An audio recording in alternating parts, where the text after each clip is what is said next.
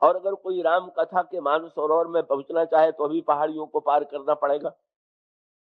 और वो पहाड़ कौन से? का गृह कारज नाना जंजाला, तेई अति दुर्गम शैल विशाला। घर के कामकाज के पहाड़ खड़े हुए हैं। जब कामकाज से छुट्टी मिले और उन पहाड़ों को लांघने की शक्ति आवे तो व्यक्ति राम कथा में पहुंचे। तो ऐसी स्थिति में इन पर्वतों को लांघना होगा। पर उससे भी बड़ा व्यंग गोस्वामी जी ने ये किया। किसी ने कहा कि महाराज, घर का कामकाज छोड़ करके जो बेचारे कथा में पहुंच जाते हैं, वो तो निश्चित रूप से उनके लिए राम कथा सुलभ हो जाती होगी। तो गोस्वामी जी ने कहा कि नहीं भाई, का आप लोगों ने अगर समाचार पत्रों में संस्मरण पढ़ा हो तो मानसरोवर की यात्रा में भी कुछ लोग का वहां तक पहुंच तो जाते हैं, पर वहां की शीत में जब स्नान करने की बात आती है तो बेचारे भय के मारे का ये कल्पना करते हैं कि इस शीत में स्नान करना ठीक है कि नहीं। तो गोस्वामी जी ने कहा कि जैसे मानसरोवर पहुंच करके भी मानसरोवर में गोता लगाना अत्यंत कठिन है, इसी तरह से कथा में भी पहुंच करके कथा में डूबना, कथा में रस लेना बड़ा कठिन है। तो उनसे पूछा गया कि महाराज, कथा में जाकर के कठिनाई क्या रही? तो गोस्वामी जी ने बड़ी व्यंग भरी भाषा में लिखा कि भाई पहुंच तो गए मानसरोवर रूप कथा के किनारे, लेकिन जाड़ा लगने लगा। क्या?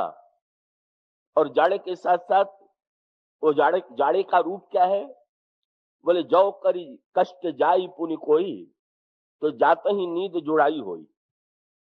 नींद का जाड़ा, और ये नित्य अनुभव होता है कई श्रोताओं को देख करके कि बेचारे पहुंच गए लेकिन जाड़े के मारे नहा नहीं पा रहे।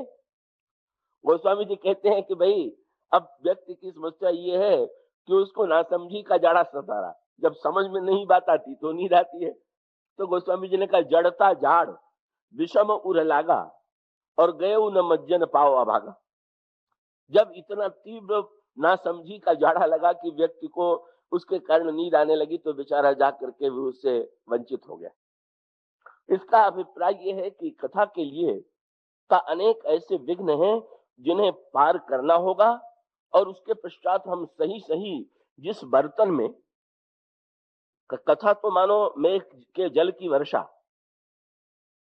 गोस्वामी जी ने कहा कि ये जो वेद पुराण हैं ये उदधि हैं, समुद्र हैं, और संत जो है वो मानो बादल है। वेद पुराण उदधि घन साधु, और बरस ही राम सुयस बरबारी। संत लोग वेद शास्त्रों से राम कथा का जल लेकर के उसकी वर्षा करते, लेकिन जल में भी वही समस्या फिर जुड़ी हुई। आकाश में जल कितना भी स्वच्छ क्यों न हो, पर अलग अलग स्थानों पर जल का रंग बदला हुआ दिखाई देगा। का आप कोई बढ़िया स्वच्छ बर्तन रख दीजिए, पानी बरस रहा हो तो जल बड़ा ही साफ साफ, बड़ा निर्मल दिखाई देगा। और वही जल जो है जब गंदी जमीन पर गिर जाता है तो कितना भी स्वच्छ जल क्यों न हो, का उस जल में गंदगी आ जाती। तो इसका अभिप्राय है कि सुनने वाला श्रोता के अंतःकरण में जैसी पात्रता होगी, अगर उसके अंतःकरण में पात्रता होगी तो कथा का जल निर्मल रहेगा, और अगर अंतःकरण में पात्रता नहीं होगी तो कथा भी का बदल जाएगी, नया अर्थ ले लेगी। मुझे बहुत वर्ष पहले की याद आती है, बस्ती में कथा हो रही थी। एक सज्जन बड़े प्रेम से बैठ के लिखा करते थे। आजकल लोग जैसे टेप बहुत किया करते हैं, वैसे उस समय अब भी लोग लिखते भी हैं, लेकिन उस समय इसकी ये साधन नहीं था तो लोग लिखते थे। एक सज्जन बड़े उत्साह से लिखते थे। एक दिन मेरे मन में जिज्ञासा हुई कि देखें ये कथा लिखते हैं, बड़े बुद्धिमान होंगे। मैंने उनसे कहा कि जरा मैं देखना चाहता हूं कि आपने कैसे लिखा है। लक्ष्मण जी का चरित्र चल रहा था, तो उसमें उन्होंने मेरी कथा के विषय में लिखा कि भरत जी बड़े सरल थे और लक्ष्मण जी बड़े कुटिल थे। जब मैंने सिर पढ़ा, कथा ये वाक्य पढ़ा तो सिर पकड़ लिया कि क्या कभी ये वाक्य जो है मेरे मुंह से निकल सकता है कि लक्ष्मण कुटिल हैं? का उन्होंने अनुवाद बहुत बढ़िया विचित्र किया। वो लक्ष्मण जी के लिए रामायण में कई बार टेढ़े शब्द का प्रयोग आया है, तो उन्होंने टेढ़े को बदल करके कुटिल कर दिया। का वो उन्होंने संदर्भ से बदल करके उसका जो अर्थ ले लिया। अब उनकी दृष्टि में तो उन्होंने कथा सुनी थी, सुनी ही नहीं थी, उत्साह से लिखी थी, लेकिन लिख करके जैसा उन्होंने समझ लिया था। अब जो व्यक्ति कथा सुन करके लक्ष्मण जी को कुटिल समझ रहा है, वो कथा कितनी समझ रहा है, हम उसकी बुद्धि के लिए क्या कहें। तो इसका अभिप्राय यह है कि कई ऐसी समस्याएं हैं कि जिसके कारण कथा का जो वास्तविक लाभ है वो थोड़े लोगों को मिल पाता। तो सती जी के चरित्र के द्वारा मानो ये संकेत किया गया कि अगर हमारे अंतःकरण में सती जैसी वृत्ति होगी, और यहाँ गरुड़ के प्रसंग का भी उद्देश्य यही है जो आगे चल करके मैं आपको बताऊंगा। तो इसका अभिप्राय यह है कि दक्ष की पुत्री सती बड़ी बुद्धिमती है, पर बुद्धिमती होते हुए उनमें बुद्धिमत्ता का बड़ा अहंकार। और जब बुद्धिमत्ता का अहंकार लेकर के कोई कथा में जाए, सती गई, तो अहंकार की तुलना रामायण में कहे से की गई कि जैसे बहुत सुंदर व्यंजन परोसा जा रहा हो, पर जिसके सामने व्यंजन परोसा गया अगर उसमें पचाने की शक्ति नहीं है तो इसके लिए व्यंजन किस काम का उसके लिए पेट में पचाने की शक्ति चाहिए। तो गोस्वामी जी ने कहा कि इसी प्रकार से जैसे पेट का रोग शरीर में होता है, वैसे मन में पेट जो है उसमें भी एक रोग होता है। और रोग क्या है? अहंकार अति दुखद डमरुआ। पेट का एक रोग डमरुआ होता है, जो जिसके कारण पेट बढ़ जाता है पर व्यक्ति अन्न पचा नहीं पाता है। इसी प्रकार से मन में भी जब अहंकार बढ़ जाता है, तब वो अहंकारी अपने को बढ़े हुए पेट की तरह बड़ा तो मान लेता है, लेकिन उसमें ग्रहण करने की क्षमता समाप्त हो जाती है, क्योंकि इसका अभिप्राय है कि जहां भी अहंकार होगा का वहां पर व्यक्ति जो है सामने वाली वस्तु को ठीक ठीक ग्रहण करके उसको पचा सके, ऐसी योग्यता व्यक्ति में कभी नहीं होगी। ये अहंकार का और बुद्धि का बड़ा ही घनिष्ठ संबंध है। अब आप गहराई से विचार करके देखिए तो ऐसे बिरले व्यक्ति होंगे कि जिनमें बुद्धि हो और अहंकार न हो। बड़ा कठिन। कथा सुनेंगे तो बुद्धि से सुनेंगे, क्योंकि अगर बुद्धि नहीं है तो भी नहीं समझ सकते हैं, और बुद्धि अगर है तो बुद्धि के साथ साथ बुद्धिमत्ता का, अहंकार का इसका बहुत बड़ा डर बना हुआ। तो कथा में जाते समय जो सबसे बड़ी बुद्धिमत्ता है वो क्या है? ये अहंकार और बुद्धि। एक थोड़ी गंभीर बात मैं कह रहा हूं। इस वर्ष बहुत नए श्रोता हैं, पर मुझे विश्वास है कि जो एकाग्रता से सुनने की चेष्टा करेंगे वो विषय गंभीर होते हुए भी समझ लेंगे।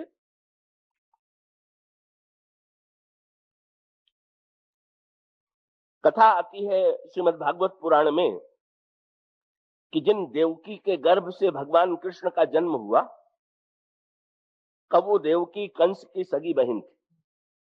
इसके कथा के अर्थ पर आप विचार कीजिए। और कंस देवकी से इतना प्रेम करता था, इतना स्नेह करता था कि जब देवकी का वसुदेव से विवाह हुआ और रथ पर विदा की जाने लगी देवकी, तो कंस ने सारथी से कहा कि तुम उतर जाओ, अपने बहन बहनोई का रथ जो है मैं स्वयं हाँकूंगा। सो सारथी को उतार करके कंस रथ की बागडोर लेकर के जब चलने लगा तो वसुदेव और देवकी दोनों गदगद हो गए। दोनों के अंतःकरण में ये बात आई कि देखो तो कंस कितना हम लोगों से प्रेम करता है, कितना सम्मान करता है, कि जो कार्य सारथी का है रथ हाँकने का, उसके स्थान पर स्वयं रथ हाँक रहा। पर उसके बाद बड़ी विचित्र कथा आती। क्या? ये दोनों गदगद हो ही रहे थे और कंस रथ हाँक रहा था कि अचानक आकाशवाणी हुई, और आकाशवाणी में ये घोषणा हुई कि अरे मूर्ख, तू जिसको रथ पर बैठा करके ढो रहा है, इसी के गर्भ से जो 8वां पुत्र होगा वो तेरा वध कर देगा। तो कंस, ये आकाशवाणी कंस ने तो सुना, देवकी वसुदेव ने भी सुना, और जो ही कंस ने ये आकाशवाणी सुना तुरंत रथ से कूद पड़ा और देवकी का बाल पकड़ करके नीचे खींच लिया और तलवार निकाल करके सर काटने चला। वसुदेव ने व्याकुल होकर के मनाने की चेष्टा किया। कंस मानता ही नहीं था, पर ये कहने पर कि जितने पुत्र देवकी के गर्भ से उत्पन्न होंगे का उन सबको मैं तुम्हें दे दूंगा। तब कहीं जाकर के कंस ने का उनको छोड़ा, लेकिन उसके बाद भी उनको कारागार में डाल दिया। और बाद में देवकी के गर्भ से भगवान का जन्म हुआ और उन भगवान ने कंस का विनाश किया। ये तो है कथा। तो ये तो कथा का ऐतिहासिक रूप है, जैसा कि द्वापर युग में हुआ। पर ये हमारे आपके जीवन के लिए जो प्रेरक कथा का तत्व है वो क्या है? ये जो सगे भाई बहन देवकी और कंस हैं, ये कौन है? ये हमारे आपके हृदय में भी है। और ये दोनों कौन है? कि ये जो बुद्धि है वही देवकी, और जो अहंकार है वही कंस। और बुद्धि और अहंकार सगे भाई बहन, बड़े बड़े नाते हैं। इसके अहंकार से कितने नाते बताए जाए, इसका अभिप्राय क्या? जहां बुद्धि वहां अहंकार, अहंकार और बुद्धि दोनों साथ साथ खेलने वाले, दोनों एक दूसरे से प्यार करने वाले, और दोनों एक दूसरे को का अहंकार बुद्धि, अहंकारी व्यक्ति को बुद्धि की बड़ी आवश्यकता है कि जिससे लोग कहें कि ये बड़े बुद्धिमान है। जो जहां बुद्धिमत्ता वहां अहंकार, जहां पर अहंकार वहां पर बुद्धिमत्ता, ये बुद्धि और अहंकार दोनों भाई बहन है, इसका अभिप्राय है। इस कथा की एक बड़ी विचित्रता है क्या, कि अगर मान लीजिए भगवान को जन्म लेना था तो देवकी के गर्भ से जन्म लेकर के कंस को मार देते। ये आकाशवाणी में ये बताने की क्या आवश्यकता थी कि इसके गर्भ से जो 8वां पुत्र होगा तुम्हें मार डालेगा? बेचारे बेकार ही वसुदेव देवकी संकट में पड़े, कारागार में डाले गए, कि इसकी क्या आवश्यकता? अरे मारना था तो अवतार लेके मार देते। पर वो बताना अभिप्राय ये था जो बड़े भगवान के मन में लगा। जब कंस ने वसुदेव और देवकी का रथ लिया, बागडोर लिया, तो पहली बात भगवान के मन में आई, कह रहे जिसका बालक मैं स्वयं बन रहा हूं उसका सारथी अहंकार हो गया, और अहंकार को इसने बागडोर सौंप दिया, और ये बड़ा प्रसन्न हो रहा है। बोले इस अहंकार का जिसका सारथी अहंकार है का वो तो दूर हो जाएगा मुझसे। इसलिए उन्होंने कहा कि इस अहंकार के रामायण में लिखा हुआ है सारथी कौन होना चाहिए? तो कहा गया ईश भजन सारथी सुजाना। ईश्वर को सारथी कृष्ण बनाते हैं, अर्जुन बनाते हैं, तो भगवान कृष्ण को सारथी बनाते। यहां पर सारथी बन गया था कंस। तो भाई इसका अर्थ क्या हुआ कि हमारे जीवन में बुद्धि है, पर इस बात का ध्यान रखें कि कहीं अपने बुद्धिमत्ता के जीवन की जो डोर है वो अहंकार के हाथ में न सौंप दे। और होता यही है, और वो होता इस दृष्टि से है कि बुद्धिमान व्यक्ति अहंकारी भी हो जाता है, और अहंकार और बुद्धि दोनों की प्रेरणा से ही जीवन में निर्णय लेता है और सफलता प्राप्त करता है, ऐसा उसको लगता है। लेकिन याद रखिएगा, बुद्धि जैसे सती बुद्धि है, लेकिन वही पार्वती बन गई। इसी प्रकार से देव की बुद्धि है तो आकाशवाणी क्यों हुई, जिससे कंस का जो असली रूप है वो देवकी और वसुदेव समझ ले, बुद्धि समझ ले, पहचान ले कि अहंकार कितना खतरनाक है, ये कितने जल्दी सम्मान देता है और कितने जल्दी सिर काटने को तैयार होता है। अगर ये आकाशवाणी न हुई होती तो कंस का वास्तविक रूप प्रकट न होता। और इसमें कथा का तत्व क्या कि कंस तभी तक देवकी का सम्मान करता है जब तक उसको पता चलता है जब आकाशवाणी हुई तो बड़े पते की बात हुई। क्या बोले 8वें गर्भ से, ये 7 के बाद जो 8वां गर्भ है उससे भगवान जन्म लेते हैं।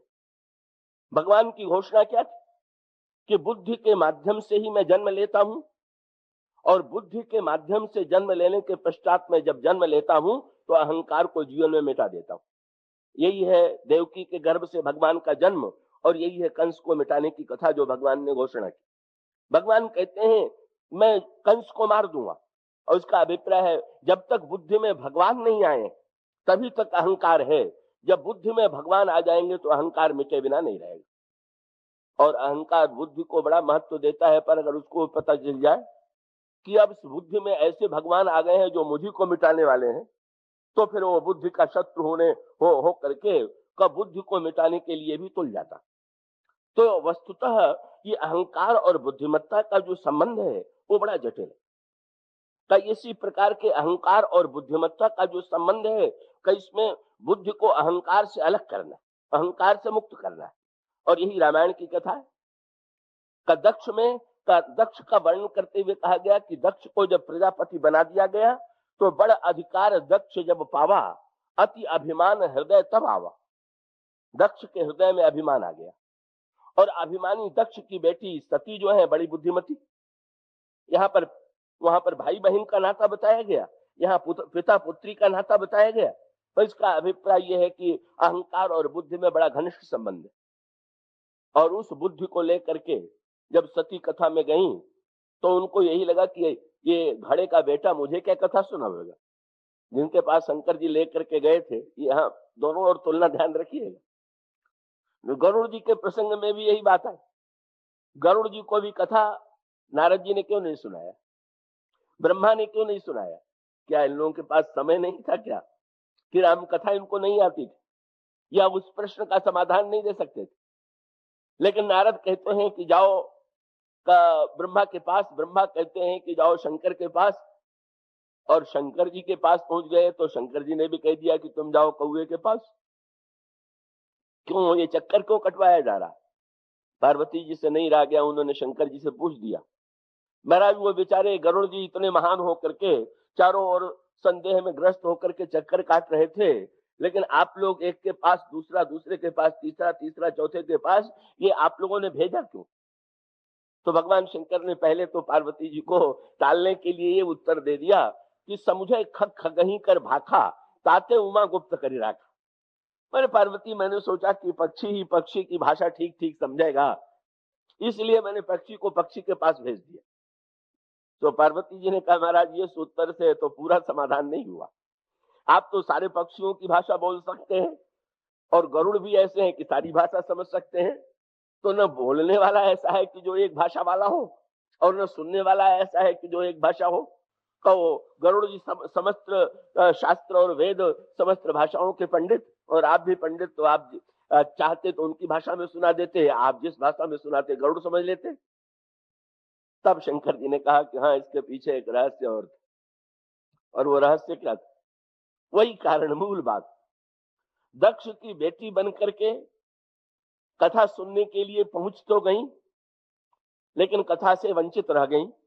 और उसका अभिप्राय है बुद्धि के साथ अहंकार लेकर के गई तो कथा से वंचित रही। और यहाँ पक्षीराज गरुड़ की भी समस्या क्या थी? का पक्षीराज गरुड़ की भी समस्या यही थी कि पक्षीराज गरुड़ के मन में संदेह हुआ, भ्रम तो हुआ, पर हमारे यहाँ एक बहुत बढ़िया बात कही गई गीता में, उसका सुंदर संकेत मिलता है। भगवान से अर्जुन ने पूछा कि महाराज अगर ज्ञान प्राप्त करना चाहे तो ज्ञान प्राप्त करने का क्या उपाय? तो भगवान ने कहा कि जो तत्वज्ञ है, जो ज्ञानी है, उससे ज्ञान मिलेगा। तो ज्ञानी से ज्ञान मिलने के लिए कुछ करना पड़ेगा। तो भगवान ने कहा बस 3 काम करो, तब ज्ञानी से ज्ञान मिलेगा। 3 काम क्या करें? बोले तद विधि प्रणिपाते न। जब किसी महापुरुष के पास, किसी संत के पास, किसी विद्वान के पास तत्व ज्ञान प्राप्त करने के लिए जाओ तो जाते हुए जाकर के सबसे पहले उसे प्रणाम करो, और प्रणाम करने के बाद फिर उससे प्रश्न करो, और प्रश्न करने के बाद भी बस वहीं नहीं समाप्त हो गई। अंत में भगवान ने कहा पहले प्रणाम करो, फिर प्रश्न करो, फिर सेवा करो। तद विधि प्रणिपातेन परिप्रश्नेन सेवया उपदेक्षन्ति ते ज्ञानम ज्ञानिनः तत्वदर्शिनः। और ये बड़े पते की बात। प्रणाम करने का अर्थ क्या हुआ? वही है, प्रणाम करने का वास्तविक अर्थ है अहंकार का त्याग।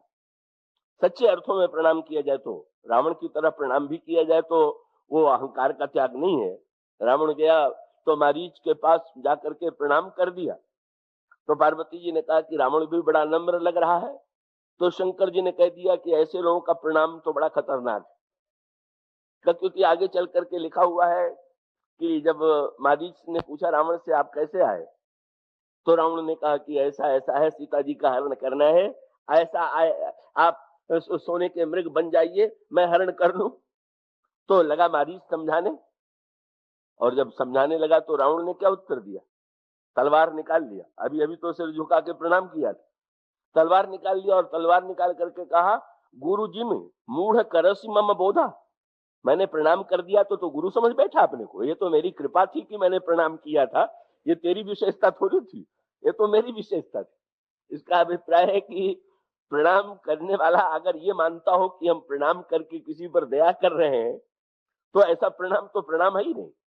प्रणाम करने का अर्थ ये हुआ कि जब हम हाथ जोड़ते हैं, जब हम सिर झुकाते हैं, तो इसका अर्थ ये है कि हाथ जो है उसके द्वारा व्यक्ति कर्म करता है और सिर के द्वारा व्यक्ति सोचता। तो जब हम किसी महापुरुष के पास जाते हैं तो अपना कर्म और अपना विवेक और हृदय से हृदय पूर्वक जो है का इसका अर्पण करते हुए मानो हम महापुरुष के सामने अपने कर्म का, अपने विवेक का, अपने हृदय का समर्पण करते हैं। यही प्रणाम का अर्थ। तो प्रणाम करने का मूल अभिप्राय यह है कि हम ये समझते हैं कि सामने वाला मेरी अपेक्षा अधिक बुद्धिमान है और अपनी बुद्धिमत्ता का अहंकार छोड़ना ही प्रणाम करने का वास्तविक अर्थ। लेकिन नारद जी के पास पहुंचने के बाद भी गरुड़ जी से क्या भूल हो रही है? पहुंच तो गए लेकिन तुलना करने लगे अपनी गरुड़ से मन में। सती जी जैसे कथा में पहुंच गई पर तुलना करने लगी। कहा मैं भगवान शंकर की पत्नी, दक्ष की बेटी, और कहा ये अगस्त ऋषि जो है घड़े से जिनका जन्म हुआ है, कहा ये, कहा मैं। नारद जी के पास पहुंच करके भी गरुड़ के मन में बात आई कि ठीक है, मेरे मन में कुछ प्रश्न आ गया है, लेकिन मुझमें और इनमें तो बड़ा अंतर है। ये तो भगवान के पास कभी कभी जाया करते हैं, मैं तो भगवान के निकट रहने वाला हूं, इसलिए मैं इन्हें क्यों प्रणाम करूं।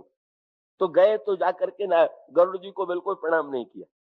व्याकुल गए देव ऋषि पाही और कहेसी जो संशय निज मन माही। व्याकुल होकर के गए और उनके मन में जो संशय था वो संशय का उन्होंने जाकर के निवेदन किया। तो नारद जी कोई प्रणाम पाने के लिए बेचैन होने वाले महात्मा नहीं है, लेकिन समझ गए कि ये इनको लाभ नहीं होगा। जब इनके अंतःकरण में श्रद्धा नहीं है, अभिमान है, मेरी बात को उतने बस मुख्य बात तो यही, बात कितनी भी बढ़िया कही जाए लेकिन सुनने वाले के मन में अगर श्रद्धा ही नहीं है तो उसका परिणाम होगा कि उसका सही लाभ ही नहीं होगा। तो इसलिए उन्होंने कहा कि शायद मेरे ऊपर श्रद्धा नहीं हो रही है, मेरे एक ही मुंह है, तो चार मुंह वाले के पास भेज दें, शायद वहां श्रद्धा जाकर के हो जाए। तो कह दिया कि जाकर के ब्रह्मा जी से कथा सुनिए। तो ब्रह्मा जी के पास गए तो ब्रह्मा से भी गरुड़ जी ने अपनी जब तुलना किया तो ब्रह्मा को भी अपने से बड़ा नहीं माना। वहां लिखा हुआ है, तब खगपति विरंच पह गयु और निज संदेह सुनावत भयो। प्रणाम नहीं, सीधे संदेह सुना दिया। मुस्कुरा करके पूछा, कहां से आ रहे हो? नारद जी के पास। उन्होंने नहीं सुनाया, बोले नहीं, उन्होंने तो आपके पास भेज दिया। मन ही मन हंसे कि मुझे तो सृष्टि रचना का बहुत काम करना है, लेकिन नारद जी के पास तो सुनाना है। पर समझ गए क्यों नहीं सुनाया, बोले ये मेरे प्रति भी श्रद्धा नहीं है, इसलिए अब इनको तो पांच मुंह वाले शंकर जी के पास भेज दें तो शायद वहीं जाकर के कई कथा ठीक ठीक आदर से सुनेंगे। तो एक मुख वाले ने चतुरानन के पास भेजा, चतुरानन ने पंचानन के पास भेजा, लेकिन शंकर जी बड़े अनोखे निकले। जब शंकर जी के पास पहुंचे तब देखिए, शंकर जी जब पार्वती को कथा सुना रहे हैं तो ये भी उन्होंने बताया। ये लिखा हुआ, ये जो अभी पंक्ति आपके सामने पढ़ी गई, जिसमें पहली पंक्ति है कि उन्होंने कहा कि ही मम पद सादर सिरनावा। पार्वती जब वो गरुड़ मेरे पास आया तो आकर के बड़े आदर से मुझे उसने प्रणाम किया। अब सोचिए, वैसे साधारण दृष्टि से अगर देखें तो शंकर जी के मुंह से शोभा नहीं देता। कई तो साधारण जो हल्के व्यक्ति होते हैं वो विज्ञापन करते हैं कि मैं फलाने उनसे मिला, जो अपनी बात बहुत ये बतावे कि लोग मेरे पैरों में प्रणाम करते हैं, ये तो कोई बड़पन की बात नहीं, ये कहने की क्या आवश्यकता। शंकर जी अपने बड़पन के लिए नहीं बता रहे, बताना ये चाहते थे कि अब दौड़ते दौड़ते और अंत में ये जो कथा की पहली विधि थी, तद विधि प्रणिपाते न, तो मेरे पास आकर के उसने प्रणाम किया। तो प्रणाम कर दिया तो आपने क्यों नहीं सुनाया? तो भगवान शंकर ने कहा कि नहीं पार्वती, मैं समझ गया। भगवान शंकर ने क्रम बिल्कुल बदल दिया, बिल्कुल उलट दिया। क्या? अभी तो एक मुंह वाले ने चार मुंह वाले के पास, चार मुंह वाले ने पांच मुंह वाले के पास भेजा, पर भगवान शंकर ने सोचा कि अगर मुख से ही श्रद्धा बढ़ेगी तो फिर इसको दशानन के पास भेजना पड़ेगा, का वो तो मुझसे दूने मुंह वाला है। इसलिए दशानन मुंह की संख्या से श्रद्धा नहीं, तो लौटाया। बोले बेटा, अगर समाधान चाहते हो तो कौए से कथा सुनो। और उसका अर्थ क्या है? अभिमान की कसौटी यह है कि जब तुम कौवे के चरण में बैठ जाओ, पक्षियों के राजा हो तुम, और राजा होते हुए भी पक्षी में कौवा सबसे नीचे और गरुड़ सबसे ऊपर, तो वक्ता के आसन पर बैठा हुआ कौवा और सुनने वाला पक्षियों का राजा। मुख्य अभिप्राय यह था। और यही पार्वती ने जब पूछा कि आपने कथा क्यों नहीं सुनाया, तो शंकर जी ने हंस करके कहा, पार्वती मैंने क्या किया, अरे बस होई है कीन कबहु अभिमाना, सोई खोवई चाह कृपा निधाना। भगवान मेरे हृदय में प्रेरणा कर रहे थे कि इनको कागभूषुंडी के पास भेजो। भगवान क्यों चाहते थे? बोले भगवान समझ गए कि गरुड़ के अंतःकरण में अहंकार है, अहंकार जब तक रहेगा तब तक लाभ नहीं होगा। अहंकार का त्याग करके पचने वाली वृत्ति जब आ जाए, अब बुद्धि जब अहंकार रहित हो, तब कहीं जाकर के वो राम कथा के द्वारा सच्चा अर्थ ले सकते। तो सती के साथ समस्या, गरुड़ के साथ समस्या और बुद्धि के साथ ये अहंकार की समस्या जुड़ी रहती। इसलिए सती जी कथा में पहुंच करके भी कथा नहीं सुन पाई, बिना कथा सुने लौटी और अंतःकरण में संशय, मोह और भ्रम का साम्राज्य फैल गया। भगवान शंकर ने समझाने की चेष्टा की, क्योंकि भगवान राम को जिस समय सती जी ने विलाप करते हुए सीता जी का पता लता वृक्षों से पता पूछते हुए देखा, उस समय व्याकुल होकर के वे भगवान शंकर कौन है? का भगवान शंकर मूर्तमान विश्वास। सती के 2 जन्म होते हैं, शंकर जी के 2 जन्म नहीं होते। शंकर जी विश्वास हैं। विश्वास जो है वो तो अनादि से अनंत काल तक जो सदा रहे, एक रस रहे, वही सच्चा विश्वास। और सती के 2 जन्म का अभिप्राय क्या? सती पहले बुद्धि थी और पार्वती के रूप में अगले जन्म में तब जाकर के श्रद्धा बनी। इसलिए दोनों में ही अंतर है। और भगवान शंकर की महानता, भगवान शंकर के विश्वास की विशेषता क्या है? सचमुच देखिए आप, जिसको विश्वास कहते हैं, कहने वाले में अगर विश्वास न हो, इसका अभिप्राय व्यक्ति कहे चला जा रहा है और स्वयं उसको कहने की जो बात कही जा रही है उस पर विश्वास नहीं है। किसी ने कबीरदास जी से पूछ दिया था, आपको बड़े पंडित थे, पूछने वाले पूछ दिया का मैं तो पंडित हूं और आप अपढ़ हैं, आपकी बातों का अधिक प्रभाव क्यों पड़ता है, मेरी बात का प्रभाव क्यों कम पड़ता है? तो उन्होंने कहा, भाई एक ही अंतर हो सकता है। क्या? बोले तू कहता कागज की लेखी और मैं कहता आंखिन की देखी। तुम कागज में लिखा हुआ कहते हो, मैं आंखों से देखा हुआ कहता हूं। तो इसका अभिप्राय है कि केवल बात दोहरा देना ही जो है, केवल वो दोहरा देना सच्चे अर्थों में जो कह रहा है, जो भगवान की बात कह रहा है, सच्चे अर्थों में भगवान के प्रति उसमें विश्वास है कि नहीं, श्री राम के प्रति विश्वास है कि नहीं। तो वक्ता का मुख्य लक्षण यह है कि वक्ता के जीवन में विश्वास की वृत्ति है कि नहीं। अगर वक्ता में विश्वास हो और श्रोता में श्रद्धा हो, अगर इन दोनों का मिलन हो तो यही पार्वती और शंकर का मिलन है। और इन्हीं पार्वती शंकर का मिलन हो तो राम कथा का सच्चा अर्थ मिले। तो शंकर जी का विश्वास कैसा होता है, इस विश्वास की परीक्षा हो गई। क्या भाई भगवान राम रावण को मार रहे हैं और उस समय किसी को विश्वास हो जाए कि ये भगवान है और प्रणाम करे कि आपने रावण को मार दिया, आप तो भगवान हैं, तो विश्वास की कोई परीक्षा नहीं हुई। जब राम रो रहे हैं, जब सीता जी का पता पूछ रहे हैं, तब विश्वास की भगवान शंकर के परीक्षा थी। उस समय भी उनको ईश्वर के ईश्वरत्व में संदेह हुआ कि नहीं, विश्वास है कि नहीं। तो इतना पक्का विश्वास है कि शंकर जी ने जब रोते हुए ईश्वर को देखा, हंसते हुए ईश्वर को नहीं, हारे हुए को, रोते हुए ईश्वर को देखा, तो उन्होंने गदगद होकर के प्रणाम किया, जय सच्चिदानंद जग पावन, हस कही चरु मनोज न सावन। इतना पक्का विश्वास। और सती जी बुद्धिमती सती अपने दक्ष की बेटी सती तर्क कर रही हैं, कहां सत, कहां चित, कहां आनंद, ये क्या शब्दों का दुरुपयोग हमारे पतिदेव कर रहे हैं और कितनी बड़ी भूल इन्होंने कर दिया। बोले हमारे पतिदेव इतने बड़े होकर के जिन्हें नृपसुत ही कीन परिणामा, का इन्होंने इस राजा के लड़के को जो पत्नी के लिए रो रहा है उसे प्रणाम कर दिया। मानो सती जी को इसमें व्यंग है कि पतिदेव को प्रणाम करने में अपमान नहीं लगा, पर पत्नी देवी को का प्रणाम शंकर जी का देख करके लगा कि इन्होंने तो बड़ी भूल कर दिया राम को प्रणाम करके। इसलिए आगे चल करके बड़ी मीठी बात आती है। कि अब बाद में जब सती जी परीक्षा लेने के लिए सीता जी का वेश बना करके गई और जो ही श्री राम के सामने पहुंची तो भगवान राम ने पहला काम सती जी को देख करके क्या किया, जोरी पानी प्रभु कीन्ह प्रणाम। भगवान ने हाथ जोड़ करके सती को प्रणाम किया।